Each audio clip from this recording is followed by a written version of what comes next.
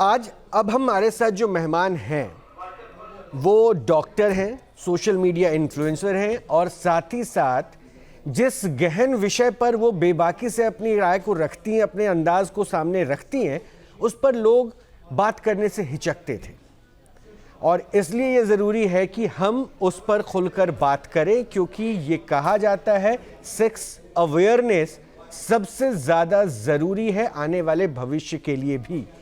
तो हमारे देश में ये बातें भी होती है कि क्या सेक्स एजुकेशन को स्कूल्स में, कॉलेजेस में इम्प्लीमेंट करना चाहिए। इस पर भी बहुत सारी बातें हैं। हमने पहले भी इनसे कई बार बात की और आज फिर से हमारे साथ जुड़ रही हैं तनाया नरेंद्र, और इनको डॉक्टर क्यूटेरस भी कहते हैं। तो तनाया, सबसे पहले तो बहुत बहुत स्वागत है आपका हमारे डिजिटल प्लेटफॉर्म पर। तनाया देखिए, मैं वैसे तो आपके बुक को लेकर बैठा हूँ और लास्ट टाइम से मैंने बुक मंगवा ली थी, उसके बाद फिर पढ़ा, सब कुछ था, बहुत इंटरेस्टिंग था, थोरोली इस पे कई डिस्कशन हमने पहले भी किया था। तो आज मैं बुक से शुरुआत नहीं करूंगा, बुक पे चर्चा कम करूंगा, मैं थोड़ा सा इससे हट कर आगे बढ़ता हूं, क्योंकि अब चूंकि मैंने बुक दिखा दी है, डॉक्टर क्यूटेरस की ये बुक आपके नाम के साथ ही जुड़ चुका है। तो सबसे पहले मुझे यही समझना है कि इस किताब को जो आपने लिख दिया, अब तो भाई डॉक्टर भी हो गई, सोशल मीडिया इन्फ्लुएंसर भी हो गई, सब कुछ आप हो ही चुकी हैं, राइटर भी हैं, तो इस किताब को जो लिख दिया, जो चेंजेस आप चाहती थी कि लोगों तक इंफॉर्मेशन पहुंचे, आपको लगता है कि वो मोटिव पूरा हो गया? वो मोटिव मरते दम तक पूरा नहीं होगा क्योंकि जैसे जैसे काम बढ़ता जाता है मैं भी और चीजें सीखती जाती हूँ, जैसे जैसे प्रैक्टिस बढ़ती जाती है और अलग अलग चीजों में एक्सपीरियंस आता है, तो मुझे रोज कुछ नया ऐसे पता चलता है जो मेरा मन करता है मैं अपनी ऑडियंस को फट से बता दूं। तो हाँ, मतलब भगवान करे ये हमेशा चलता रहे इसी तरह से, और होपफुली तब तक सेक्स एजुकेशन हमारी करिकुलम में आ जाएगा। अच्छा तनाया, तो एक बात बताइए ना, सोशल मीडिया पे आपके रील्स या फिर आपके पॉडकास्ट या आपके इंटरव्यूज इतने ज़्यादा देखे जाते हैं और ऐसे कई लोग हैं जो इस बारे में आप बातें कर रहे हैं, इसे मैं पॉजिटिव मानूं या ये मानूं कि लोगों की रुचि है कि ये हिडन नॉलेज मिल पा रहा है जिसके बारे में वो खुलकर बात नहीं कर पा रहे थे, कहीं से तो जानकारी मिल रही है? कैसे देखती हैं आप इसको? थ्री इडियट्स में था। हाँ, थ्री इडियट्स में था कि वो चतुर जो उनका दोस्त होता है वो स्टेज पे जाके बोलता है कि होता सबके पास है पर दिखाता कोई नहीं है। तो वही बात है, मुझे लगता है कि रुचि, इंटरेस्ट, ज्ञान, इंक्विजिटिवनेस हर किसी में है इस बारे में, क्योंकि एक बड़ा बेसिक बॉडी फंक्शन है, हमने इसका बिना बात का सोसाइटी में हुआ बना रखा है। जैसे खाना खाना है वैसे ही सेक्स है, वैसे ही हमारा शरीर है। अब शरीर में क्या शर्मनाक हो सकता है? तो इंटरेस्ट, रुचि सबको है। एंड आई थिंक जिस तरह से हम देखते हैं कि ये कॉन्वर्सेशन इतना पॉपुलर है, मैं तो, मुझे सोशल मीडिया पे बस 5 साल हुए हैं अभी, और 5 साल में मैं इतना काम कर पाई हूँ। ये इस बात, मतलब वो टेस्टमेंट है इस बात का कि हर कोई, हर इंसान के दिमाग में सवाल हैं अपने शरीर के बारे में, सेक्स के बारे में, और उन सवालों के जवाब शायद अभी तक मिले नहीं हैं, क्योंकि अगर मिल गए होते तो शायद ये इतनी बड़ी बात नहीं बनती। नहीं, बात तो आप सही कह रही हैं, इसलिए मैंने कहा ना कि मैं लास्ट टाइम जो कन्वर्सेशन कर रहा था उसमें लेक्टोबैसिलस के बारे में भी चर्चा की थी, लेकिन मैं आज लेक्टोबैसिलस के ऊपर नहीं जाऊंगा। मेरे को सिर्फ इतना बता दीजिए, मैं टैबू वर्ड्स पे बात करता हूँ। टैबू वर्ड जैसे सेक्स को खुलकर आज बोल रही हैं आप, और मैं बात कर रहा हूँ एक लड़की से। इंडिया में वो दौर भी था, ये वर्ड सोचा भी नहीं जा सकता था, एक टैबू वर्ड था, सेम लाइक अ पीरियड। आपको लगता है कि ये बदलाव तो आया अप्रोच में, सोच में? मेरा हमेशा, मैं हर किसी को एग्जैक्टली यही बात बोलती हूँ कि जब मैं छोटी थी तब एक फिल्म आई थी, उसका नाम था राजा हिंदुस्तानी। राजा हिंदुस्तानी का आखिरी का सीन है, उसमें आमिर खान और करिश्मा कपूर किस कर रहे हैं। और वो सीन ऐसे फिल्म किया गया है कि जैसे जैसे आमिर खान और करिश्मा कपूर पास आ रहे हैं वैसे वैसे कैमरा दूर जा रहा है। वही बात आप 30 साल फॉरवर्ड कर दीजिए, अभी 3-4 साल पहले एक फिल्म आई थी, उसका नाम था गहराइयां। और गहराइयां का जो पूरा ट्रेलर था ना, उस पूरे ट्रेलर में सिर्फ यही दिखा रहे हैं कि दीपिका पादुकोण अपने जो उनके को एक्टर हैं उस फिल्म में, सिद्धांत चतुर्वेदी, उनके साथ किस कर रही हैं। पूरे फिल्म का ट्रेलर ही यही है। इतना कॉन्वर्सेशन बदल गया है पिछले 30 सालों में, इतनी ओपननेस आ गई है, स्पेशली पिछले 5 सालों में, जब से कंटेंट का ये एक बहार आई है ऑलमोस्ट इस टॉपिक पे। तो कॉन्वर्सेशन बहुत इजी होता जा रहा है। पहले मैं ये देख के चौंक जाती थी कि मेरे मरीज मतलब बहुत फ्रैंकली और बहुत ओपनली, इलाहाबाद जैसे शहर में जहाँ मैं प्रैक्टिस करती हूँ, जहाँ मैं रहती हूँ, वहाँ पे बहुत फ्रैंकली और बहुत ओपनली आके मुझसे अपने सेक्सुअल इश्यूज डिस्कस करते थे। मेरा इससे पहले ट्रेनिंग इंग्लैंड में हुई है, तो इंग्लैंड में जब मुझसे ये सब लोग पूछते थे तो मुझे बिल्कुल चौक, मतलब मैं बिल्कुल चौंकती नहीं थी। इलाहाबाद आके थोड़ा सा मुझे लगा कि वाओ, काफी दुनिया खुल गई है। मैं 5 साल बाद की आपको बात बता रही हूँ, अब मेरे पास ओल्डर औरतें आती हैं, 40+, 50+, और आके बहुत ओपनली अपनी सेक्स और अपनी सेक्सुअल लाइफ को डिस्कस करती हैं मेरे साथ। तो इतना ज्यादा बदलाव आया है, इतना प्रोग्रेस हुई है इस एरिया में, कि जो प्रॉब्लम्स को लेके पहले लोग दबे रहते थे, स्पेशली मेनोपॉज में सेक्स से जुड़ी बहुत प्रॉब्लम्स होने लगती हैं, पेन होने लगता है, इन्फेक्शंस होने लगते हैं, वो सब अब इतने खुलेआम, इतने ओपनली, इतने कॉन्फिडेंटली लोग अपने डॉक्टर के साथ आके बात कर रहे हैं। मुझे बहुत खुशी मिलती है देख के। अरे ये अच्छी बात है। देखिए ना, तो यही तो बदलाव हुआ ना सोसाइटी में, जिसको आप लेकर चली थी, और ये जो बुक भी लिखा तो इसी सोसाइटी में अवेयरनेस के लिए। और हमने तो कई बार ये बात भी की कि भाई अगर सेक्स एजुकेशन की जानकारी देनी है तो दिस बुक इज़ सफिशिएंट। इसको अगर आप खाली कॉलेज में या स्कूल में अगर थैंक इसको यू। पढ़वा देते हैं तो सब कुछ है। और इतने अच्छे कहते हैं ना कि उसमें कहीं लोगों की अप्रोच या सोच कैसी, उससे मुझे मतलब नहीं, but thing is this is the reality. और इसकी एक एक भाषा में वो गरिमा है जिसको आपने बहुत अच्छे से समझाया। तो धन्यवाद। Well enough. अब एक बात बताइए, ये तो लिख दिया, ये अभी बात भी कर ले रही हैं, लेकिन जहाँ से शुरुआत किया था, ये सवाल मेरे को डिजिटल टीम से आया कि भाई ये पूछ लेना है कि इतना खुलकर कैसे बात की। कभी तो ऐसा हुआ होगा ना कि जैसे इन्होंने बात की तो इनको दिक्कतें होने लगी होगी, इनके दोस्तों ने, घर वालों ने, सब क्या बात कर रही हो यार, तनाया ऐसे नहीं होता, एक लड़की हो, तुम्हारे घर वालों ने बोला। ऐसा हुआ था क्या तनाया आपके साथ? मैं बहुत लकी हूँ, मेरे घर वाले इतने सपोर्टिव है। आज सुबह मेरे 9 बजे मेरे मम्मी पापा बैठ के मेरे साथ वो पूरा पॉडकास्ट देख के देख रहे थे। तो इन दैट रिगार्ड टचवुड मैं बहुत लकी हूँ, मेरी फैमिली बहुत सपोर्टिव रही है शुरू से। फ्रेंड्स, फैमिली, सब कोई, मेरी एक्सटेंडेड फैमिली भी, किसी ने कभी मुझे कोई उंगली नहीं उठाई, किसी ने कभी कुछ बुरा नहीं बोला। मैंने ऑडली इनफ मैंने मेडिकल कम्युनिटी से बहुत ट्रोलिंग फेस करी है। मेडिकल कम्युनिटी को, जैसे काफी सीनियर डॉक्टर्स को नहीं पसंद आया मैंने जो किया, काफी सीनियर डॉक्टर्स को बहुत पसंद आता है, बट कुछ लोग बिल्कुल एकदम मेरे घर का नाम तमन्ना है, तो एक डॉक्टर आई थी मेरी मम्मी के पास, वो मम्मी से बोल रही थी कि तमन्ना को ये सब क्या करने की जरूरत पड़ रही है, जैसे मतलब कोई मजबूरन वर्ष मुझे ये सब करना पड़ रहा हो। बट ओवरऑल आई थिंक 99.9% मेरे को पॉजिटिव रिस्पॉन्स ही मिला है अपनी फैमिली, अपने फ्रेंड्स और अपने सराउंडिंग लोगों से। गुड। अच्छा, तो फिर एक बात बताइए ना, आपने मतलब being a girl, being a lady, आपने कई मिथ को तोड़ने का काम किया, लेकिन अगर एक लड़के की तरफ से पूछूं, क्योंकि आपकी किताब में लड़कों के बारे में भी दिया गया है, कंप्लीट रिप्रोडक्शन सिस्टम समझाया है आपने, कॉन्ट्रासेप्टिव पिल लड़कों के लिए क्यों नहीं बना? वो महिलाएं ही क्यों खाएं, लड़कियां ही क्यों खाएं? एक खुशखबरी ये है कि एक नया कॉन्ट्रासेप्टिव मेथड आदमियों के लिए डेवलप हो रहा है जो एज अर्ली एज 2028 मार्केट को हिट कर सकता है। So that is one good news. दूसरी बात यह है कि आई थिंक कॉन्ट्रासेप्शन के बारे में हमारे दिमाग में बहुत मिथ्स हैं, क्योंकि कॉन्ट्रासेप्टिव पिल जो होती है उसका सिर्फ कॉन्ट्रासेप्शन काम नहीं होता है, उसके और बहुत सारे पॉजिटिव्स होते हैं। जैसे कि पीरियड्स में रेगुलरिटी या पीरियड्स में पेन को हेल्प करता है, पीएमडीडी, पीएमएस, बहुत सारे इश्यूज होते हैं, एंडोमेट्रियोसिस, इन सब में ये एक दवा होती है। ये तो रही एक दूसरी बात। बट इसी के साथ साथ हाँ, ये बात गलत है कि कॉन्ट्रासेप्शन का पूरा बर्डन औरतों पे आता है, आदमियों पे नहीं आता है। बट द प्रॉब्लम इज कि अंडा एक है, एक अंडे को, महीने में निकलने वाले एक अंडे को कंट्रोल करना, मैनिपुलेट करना बहुत इजी होता है। हर इजैकुलेशन में करोड़ों स्पर्म निकलते हैं, 120 मिलियन स्पर्म अगर निकल रहे हैं तो आप हर बार 120 मिलियन स्पर्म को कैसे रोकेंगे? वही है कि अगर आप, मैंने अपनी बुक में एग्जैक्टली ये एनालॉजी यूज करी है कि मान लीजिए अगर टीवी पे कोई सड़ा सा गाना आ रहा है, आपको नहीं सुनना है, तो आप टीवी अपना ऑफ कर देंगे। ये हो गया, अपने एग को टर्न ऑफ कर दिया।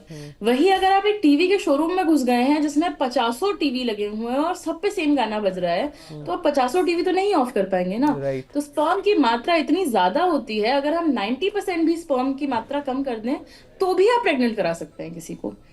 तो it's just an easier task to focus on women. But हाँ, ये बात बिल्कुल गलत है कि कॉन्ट्रासेप्शन का पूरा बर्डन, पूरी रिस्पॉन्सिबिलिटी औरतों पे आती है, ये नहीं होना चाहिए। And hopefully, fingers crossed, in the future हमें और अच्छे ऑप्शंस मिलते जाएंगे। चलिए, कम से कम ये बात तो आपने कहा कि 2028 तक, और इसकी पॉसिबिलिटी भी बताई, यानी कहीं ना कहीं एक माइंडसेट तो था कि वुमेन को ही सब कुछ करना है, like the way you said period. हमने वो भी देखा ना कि उसमें कई सारे आपने भी पहले भी शेयर किया था, कई इस पे भी शेयर किया है कि आपको कई सारे ऐसे टैबू सुनाई दिए जो वाकई आपको बड़े ऑकवर्ड लगते थे, कि ये क्यों ऐसा होता रहा। आज लगता है कि वो बदलाव हो गया।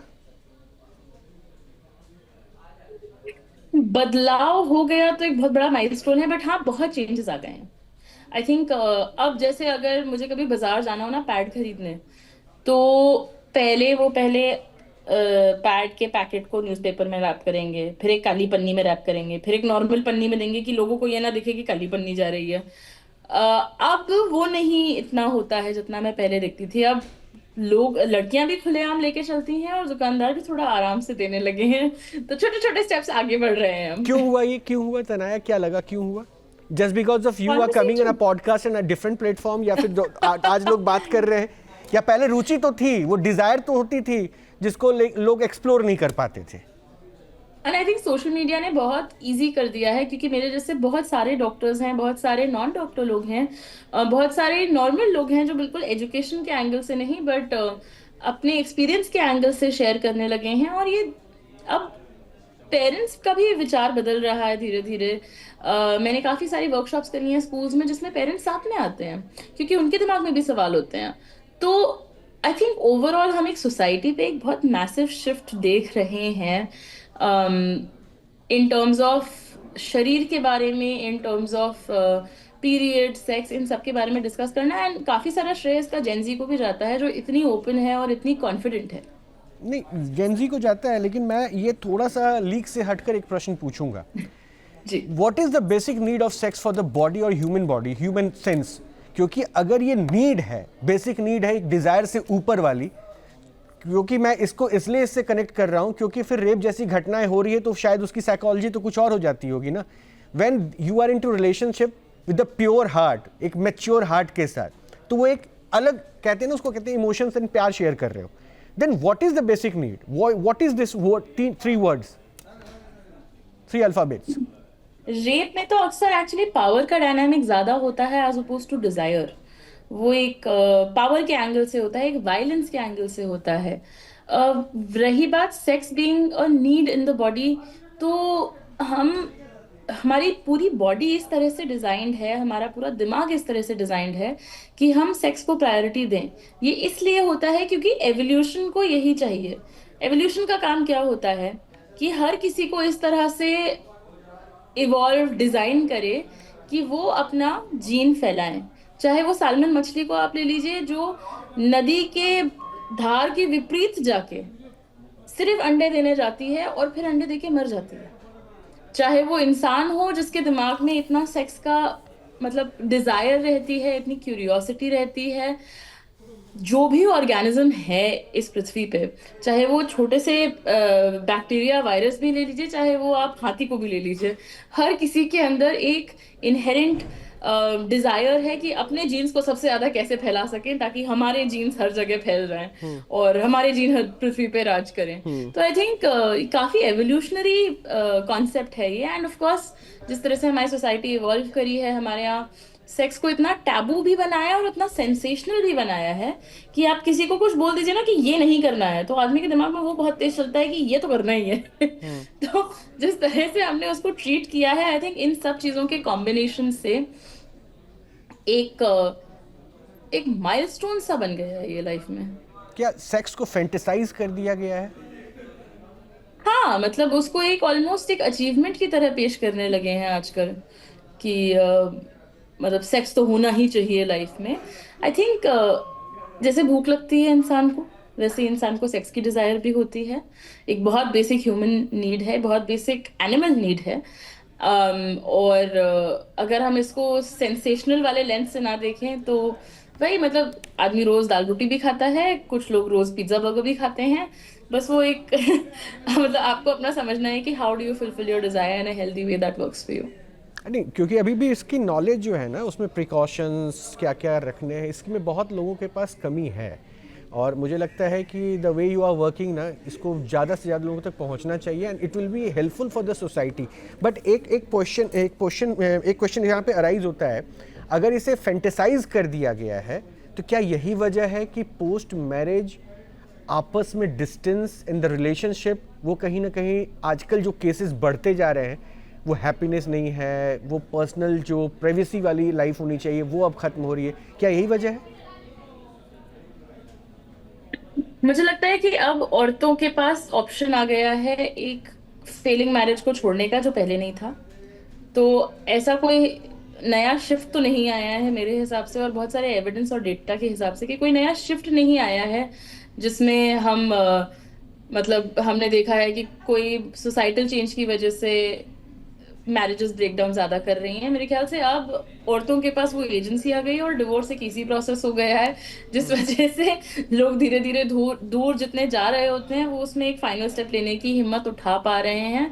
मुझे नहीं लगता सेक्स का नेसेसरीली इसमें कोई रोल है, पर मैं गलत भी हो सकती हूँ। और दूसरी बात कि हर किसी का लेवल ऑफ डिजायर अलग अलग होता है। कुछ रिलेशनशिप्स में सेक्स बहुत इंपॉर्टेंट होता है, कुछ रिलेशनशिप्स में सेक्स इतना इंपॉर्टेंट नहीं होता है। तो ये बड़ा व्यक्तिगत सी बात है मेरे ख्याल से। मतलब आप इसको मानती हैं कि ठीक है वो उनकी पर्सनल इश्यूज हो सकती है, but this is not a matter of that particular thing जिस पर लोग एक दूसरे से फैंटेसाइज करके एक दूसरे से कनेक्ट तो होते हैं, लेकिन बाद में उस बॉन्डिंग के बाद कुछ दिनों बाद बोर हो जाते हैं, ऐसा नहीं होता, मतलब आप कह रही हैं?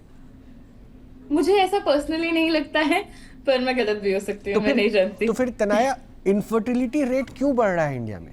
इतने ज़्यादा इनफर्टिलिटी सेंटर्स खुलने की क्या ज़रूरत आ पड़ी? ये तो मानती है ना आपकी, ये बिल्कुल कुछ तो बिल्कुल, ऐसा मेरा हो खुद का आईवीएफ सेंटर है। इनफर्टिलिटी रेट बढ़ने का एक बहुत सिंपल रीजन है कि मैरिज लेट होती जा रही है। पहले अर्ली मैरिज होती थी, एंड औरतों की फर्टिलिटी जो होती है वो उनकी एज से बहुत स्ट्रांगली कोरिलेटेड होती है। हम ऑन एवरेज देखते हैं कि 32 पे पहला फर्टिलिटी का क्लिफ आता है औरतों पे, और 37 पे दूसरा मेजर क्लिफ आता है ऑन एवरेज। ये सबका सेम नंबर नहीं होता है। एंड जैसे जैसे मैरिज लेट होती जा रही है, लड़कियां करियर पे फोकस कर रही हैं, डिले कर रही हैं। जैसे मेरा अभी तक बच्चा नहीं हुआ है, मैं 32 की होने वाली हूँ अभी कुछ महीनों में। तो मैंने क्या किया, मैंने अपने एग्स फ्रीज कर लिए। ये इसलिए इम्पोर्टेंट है क्योंकि जो लड़कियां होती हैं वो अपनी जिंदगी भर का एग का स्टॉक लेके पैदा होती हैं। जैसे जैसे जिंदगी कटती जाती है वो अंडों का नंबर कम होता जाता है। लड़कों के साथ ऐसा नहीं होता है। तो इसलिए अगर आपकी एज थोड़ी सी भी ज्यादा हो गई है तो एग्स की क्वालिटी भी और नंबर भी दोनों कम हो गया होता है। इसलिए जिस तरह का ये सोसाइटल चेंज आ रहा है, लेट मैरिज का, लेट प्रेगनेंसी का, इसकी वजह से एक तो इनफर्टिलिटी का रेट बढ़ रहा है, दूसरा हमारा लाइफस्टाइल बहुत खराब होता जा रहा है। अब एक्टिव नहीं है हम सबको हार्मोनल इश्यूज हो गए हैं क्योंकि हमारा इतना पुअर लाइफस्टाइल है। इन सब चीज़ों की वजह से इनफर्टिलिटी का रेट बढ़ रहा है, एंड जैसे जैसे अफोर्डेबल होता जाएगा वैसे वैसे और सप्लाई आने लगेगी। तनाया देखिए, ये बात अच्छी आपने नॉलेज दी कि आईवीएफ के पीछे दरअसल मकसद क्या है, क्योंकि आप एक डॉक्टर हैं तो आपको बहुत सारी बातें पता है। बट आपने एक स्टेटमेंट जो कहा ना कि मेल के साथ ऐसा नहीं है, मुझे लगता है कि शायद ये लाइन आपकी पकड़कर लोग उठाकर बोलने लगे कि देखो दिस इज़ द रीज़न, क्योंकि किसी फैमिली में अभी भी ऑर्थोडॉक्स सोच में ये होता है कि when the lady is not getting pregnant, अगर वो प्रेग्नेंट नहीं हो पा रही है तो इसके लिए उसको दोषी दिया जाता है, ना कि उसके पति को जिम्मेदार ठहराया जाता है। हेल्दी स्पर्म काउंट्स भी तो मैटर करता है ना? बिल्कुल, मैं आपको बता नहीं सकती हूँ, हमारे ओपीडी में 50% जो महिलाएं आती हैं उनकी इतनी मोटी फाइल होती है, और उनसे पूछो कि हस्बैंड की जांच कहाँ है तो बोलते हैं हस्बैंड की जांच की होगी, बच्चा तो हमें कराना है ना। तो मतलब लोगों को ये कॉन्सेप्ट ही नहीं है कि बच्चा दो लोगों से बनता है, सारा लड़कियों पे ब्लेम डाल दिया जाता है। एंड अक्सर हम अगर आदमियों को एडवाइस भी करते हैं ना कि आपका स्पर्म एनालिसिस हमें कराना पड़ेगा, आपकी सीमेन एनालिसिस करानी पड़ेगी, तो वो अक्सर नहीं कराते हैं जब तक उनके पीछे ना पड़ जाए। 40% फर्टिलिटी इश्यूज जो होते हैं वो मेल से आते हैं, 40% फीमेल से आते हैं, और बचे हुए 20% अनएक्सप्लेन्ड या कंबाइंड इश्यूज होते हैं। तो जो आजकल के लाइफस्टाइल इश्यूज हो गए हैं ना, आजकल ड्रग्स एक तो बहुत ज्यादा बढ़ गई हैं, ड्रग्स का कंजम्पशन स्पेशली अमंग्स मेन बहुत बढ़ गया है। स्मोकिंग इतनी है, इतनी ज़्यादा स्मोकिंग है हमारे यहाँ as a culture, binge drinking का कल्चर इतना ज़्यादा है लड़कों में। इन सब चीज़ों की वजह से सीमेन की हेल्थ तो बहुत ख़राब होती जा रही है, टेस्टोस्टेरोन का लेवल गिरता जा रहा है। टेस्टोस्टेरोन के लिए बहुत ज़रूरी है कि आपको अच्छा सन एक्सपोजर हो, आप एक्सरसाइज करें, आप हेल्दी खाएं। ये तीनों चीज़ें कुछ नहीं हो रही हैं। सन से हम ऐसे भागते हैं, एकदम पूरा गुस्से में घूंघट करके घूमते हैं। हम हेल्दी खाना, हेल्दी स्लीपिंग, ये सब तो एकदम हो ही नहीं रहा है। तो because of that semen health में इतना बड़ा इम्पैक्ट आ रहा है आजकल, एंड स्पेशली आजकल का जो ड्रग कल्चर है, it's very very bad, and it is contributing to a lot of infertility. और आने वाले समय में हम अगले 20 सालों में इसका और भी ज्यादा इफेक्ट देखेंगे। तनया, वैसे तो बहुत सारे प्लेटफॉर्म पे बहुत सारे सवाल पूछे होंगे, लेकिन आई होप ये जो मैं पूछने वाला हूँ ना, this will be new and out of the context हो सकता है। एक रिसर्च मैंने पढ़ी, और ये रिसर्च शायद आपके सामने भी आई होगी, कि वर्ल्ड में और ख़ास करके इंडिया में लड़कियों की संख्या अब बढ़ रही है। मतलब बच्चे जो पैदा हो रहे हैं उसमें फीमेल बच्चों, मतलब वो बर्थ जो है लड़कियों की ज़्यादा हो रही है। अब इसको कॉन्सेप्चुलाइज किया गया। अब रेशियो में देखिए, इंडिया में दिखता था 1000 पे कितनी लड़कियां, आज देखिए समकक्ष है या कुछ जगह पॉजिटिव हो गए, विच इज़ गुड गुड, क्योंकि हमारी सोच बदली। पहले लड़कियों को एक बोझ समझा जाता था उस ऑर्थोडॉक्स थिंकिंग में, ये ठीक है, समानांतर वाला भाव है। तो तनया, ये जो मतलब संख्या जो रिसर्च बता रहा है कि बेबी गर्ल की काउंटिंग बढ़ रही है, लड़कियों की संख्या ज़्यादा हो जाएगी, आसपास में भी लोग बताने लगे, हाँ हाँ जहाँ सुन रहा हूँ लड़की ही पैदा हो रही है। ये अच्छी बात है कि लड़कियों को लेकर, बच्चियाँ अगर हो रही हैं तो उसको लेकर सोच बदला। मैं खुद भी एक लड़की का पिता हूँ, तो विच इज़ गुड। बट क्या ये ड्यू टू क्रोमोजोनल चेंजेस हो रहा है? ये इनफैक्ट इसी वजह से ये जो है काउंट्स बढ़ने का दावा किया गया, और अगर ये हो रहा है तो इसके पीछे की वजह क्या है? दो चीजें हैं। एक तो बात यह है कि जो बच्चे का सेक्स होता है वो एक्चुअली स्पर्म डिसाइड करता है। एग्स जितने भी होते हैं वो सारे फीमेल बेबीज ही बनाते हैं। एग से आप एग्स में एक्स एक्स क्रोमोसोम ही होता है। स्पर्म में एक्स एक्स होते हैं, एक्स वाई होते हैं, एंड डिपेंडिंग ऑन कौन सा स्पर्म उस एग को फर्टिलाइज कर रहा है उससे बेबी का सेक्स डिसाइड होता है। और कुछ रिसर्च का ऐसा मानना है कि वाई क्रोमोसोम यानी जो मेल क्रोमोसोम है वो डिसअपियर कर रहा है ओवर टाइम। वाई क्रोमोसोम बड़े से छोटा छोटा होते होते होते होते बहुत छोटा हो गया है अब। तो मतलब हाँ, कुछ रिसर्च ऐसी है कि वाई क्रोमोसोम डिसअपियर कर रहा है, बट बात घूम फिर के यही आती है कि everything in the world is designed, every organism in the world is designed ताकि वो मैक्सिमम अपने जीन स्प्रेड कर सकें। तो कुछ ना कुछ एवोल्यूशनरी मैकेनिज्म आएगा, कुछ ना कुछ चेंज आएगा जिससे ऐसा ना होए। बिकॉज अगर सिर्फ औरतें रही दुनिया में तो मतलब मुश्किल हो जाएगा ना। बेबीज तो हो ही नहीं पाएंगे। दूसरी बात जो बहुत इंटरेस्टिंग है, जो हमने डेटा में देखा है, वो ये है, इसको क्या बोलते हैं, मेरे ख्याल से रिटर्निंग सोल्जर इफेक्ट बोलते हैं। बेसिकली वॉर के बाद हम देखते हैं, कभी भी कोई वॉर हुई होती है तो उसके बाद हम देखते हैं कि जो बच्चे होते हैं उसमें बहुत हाई परसेंटेज लड़कों का होता है। ऑलमोस्ट मतलब मेजोरिटी ऑफ द बर्थ्स जो होती हैं post a war are of men. तो क्योंकि जनरली जब वॉर होती है तो काफी सारे आदमियों की संख्या कम हो जाती है, लड़ाई में, मारधाड़ में उनकी मृत्यु हो जाती है। तो हम एक हिस्टोरिकली बहुत ही पीसफुल पीरियड से गुजर रहे हैं। 1942 से वर्ल्ड वॉर जब लास्ट हुई है, 1942 या 44 जो भी है,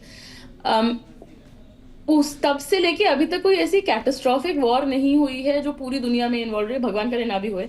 but may be it is also related to this कि रिटर्निंग सोल्जर इफेक्ट शायद इसलिए हमारा अभी हम नहीं देख रहे हैं। एंड किसी भी जगह पे वॉर होती है उसके 10 साल बाद का आप डेटा देखिए, आप यही नोटिस करेंगे। So who knows.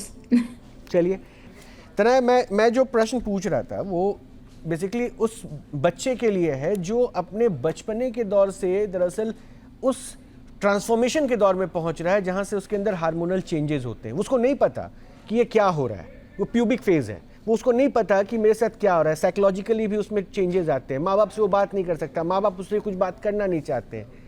क्या ऐसा लगता है कि हम सेक्स एजुकेशन पढ़ाने की बात तो कर रहे हैं, लेकिन शायद इस बचपन के बदलाव को अभी से अगर ना समझाया जाए तो एजुकेशन में बहुत सारी मिथ भी घुस जाएगी? मुझे लगता है कि इसमें कुछ कमी रह गई है क्या तनाया? तो मैं जिस तरह की सेक्स एजुकेशन में विश्वास करती हूँ उसको बोलते हैं डच मॉडल। और डच मॉडल में ये होता है कि हर उम्र पे एज अप्रोप्रिएट सेक्स एजुकेशन की बहुत जरूरत होती है। ये नहीं होता है कि जैसे जब हम मैथ्स पढ़ते हैं तो ये नहीं होता है कि एक दिन क्लास 10th में आपके टीचर क्लास में घुसते हैं और आपको बोलते हैं बेटा आज हम प्लस माइनस से लेके कैलकुलस तक सारी मैथ्स आज ही पढ़ लेंगे। हम सेक्स एजुकेशन को इस तरह से ट्रीट करते हैं, एक कॉन्वर्सेशन होता है जिसमें मम्मी पापा आके सब कुछ बता देते हैं, अगर बताते हैं तो, जो कि बहुत रेयर है। एक्चुअली डच मॉडल क्या कहता है कि हर एज पे अप्रोप्रिएट क्वेश्चंस, अप्रोप्रिएट टॉपिक्स आप इंट्रोड्यूस करें। जैसे 4 साल का बच्चा है, उसको आप बताइए लव क्या होता है, कि जब दो लोग एक दूसरे से बहुत मोहब्बत करते हैं, उनकी शादी हो जाती है। फिर वो थोड़े और बड़े हुए तो उनके उनके शरीर के बारे में सिखाते हैं। हम इंडिया में एक बड़ी गड़बड़ हरकत करते हैं, वो है कि बच्चों को हम सब कुछ सिखाते हैं, बेटा ये हाथ है, ये बाल है, ये कान है, वो शेम शेम है। हम ऑलरेडी उस वर्ड में ही इतनी शर्म भर दे रहे हैं कि कल को अगर उस बच्चे के साथ कुछ बुरा होए, क्योंकि चाइल्डहुड सेक्सुअल अब्यूज बहुत कॉमन है पूरी दुनिया में, स्पेशली इंडिया में, तो वो बच्चा सोचेगा कि इसका नाम शेम शेम है, मतलब ये कुछ गलत बात है, और वो किसी को आके डर के मारे नहीं बताएगा। तो एज अप्रोप्रिएट सही समय पे सही कॉन्वर्सेशन, सही बात करना बहुत जरूरी है।